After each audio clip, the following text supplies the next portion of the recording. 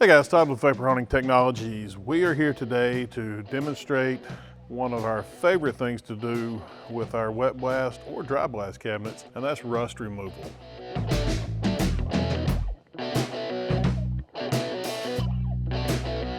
Everybody has those parts that get rusty, and the rust will actually get into cracks and crevices inside of here and creates little peaks and valleys.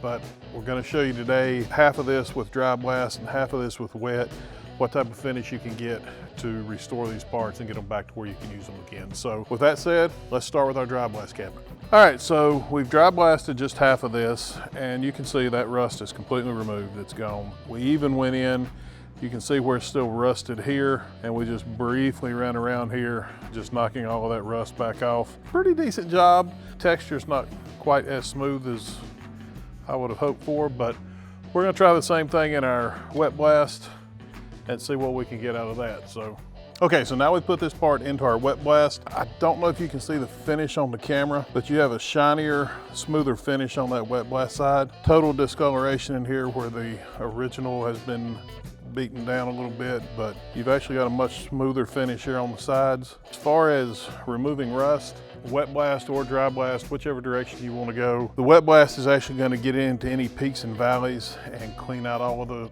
little pieces of rust that are still down inside there. But if you're looking for something very fast, and honestly, the wet blast was almost as fast as the dry on this, so you can't go wrong either direction. If you're interested in either one of these machines or the media that we used, you can find that below in the links.